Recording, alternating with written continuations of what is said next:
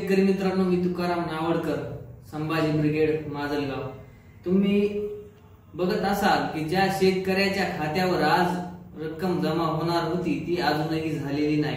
32,000 कोटीचा जीआर काढून देवेंद्र फडणवीस यांनी शेतकऱ्याला कसा अंधारात ठेवलेला आहे. त्याचे दोन उपमुख्यमंत्री अजित पवार आणि देवेंद्र फडणवीस यांनी निविष्ठा खरेदीसाठी शेतकऱ्याच्या रब्बी पिकाच्या पेरणीच्या आधी शेतकऱ्याच्या खात्यामध्ये पैसे जमा होणार होते, पण अजूनही खात्यात पैसे जमा झालेले नाहीत. तालुका कृषी अधिकारी यांच्याशी संपर्क साधून शेतकऱ्याविषयी आम्ही काही चर्चा केली असता तलाठी यांनी अजून ज्या शेतकऱ्याची नुकसान भरपाई झाली त्यांच्या याद्या तहसील मार्फत दिलेल्या असून कोणत्याही शेतकऱ्याच्या खात्यामध्ये 1 रुपयाही जमा झालेला नाही. देवेंद्र फडणवीस यांनी स्वतःची छाती बडू सांगितलं की आम्ही 32,000 कोटीचा निधी हा शेतकऱ्याच्या खात्यामध्ये डायरेक्ट जमा करणार आहोत.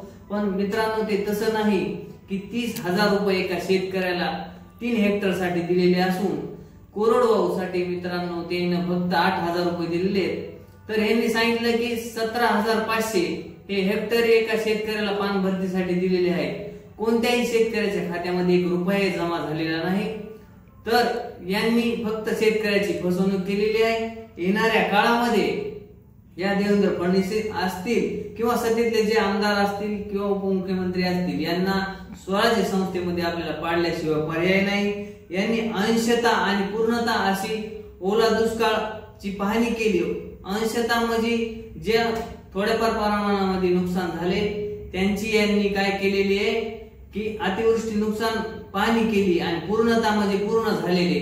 पण आमचं म्हणणं होतं की यांनी सरसकट शेतकऱ्याची ओला दुष्काळ जाहीर करून प्रत्येकाच्या खात्यामध्ये 50,000 किंवा 1,00,000 रुपये अनुदान देण्यात यावं.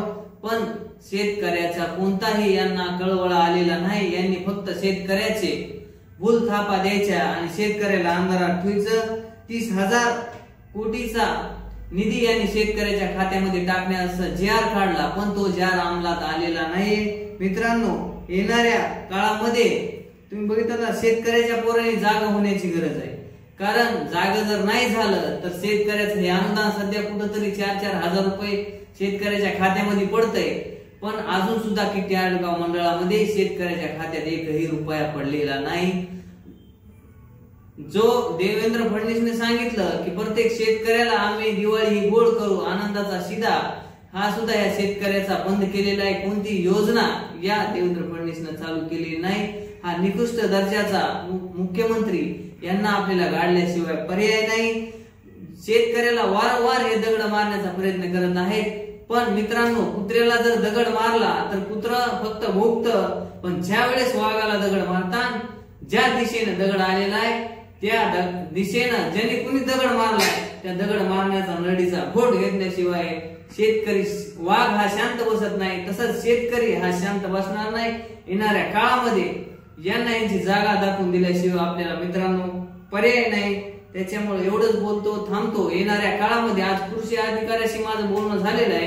कृषी अधिकारी म्हणले की 2 दिवस थांबा. 2 दिवस आपल्याला थांबायचे आणि ज्या ज्या शेतकऱ्याच्या खात्यामध्ये अतिवृष्टी अनुदान पडलेलं नाही त्या शेतकऱ्याने 2 दिवसाच्या नंतर कृषी अधिकारी कार्यालयामध्ये जाऊन आपल्या ठेया मांडून आपल्या खात्यावर अतिवृष्टी अनुदान हे पाडून घ्यायचंय. मी येतोय, आपण सगळेजण जाऊन अतिवृष्टीचं अनुदान आपल्या खात्यामध्ये पाडून घ्यायचंय. एवढंच बोलतो. जय जिजाऊ, जय शिवराय, इन्कलाब, जय जवान, जय किसान. जय किसान.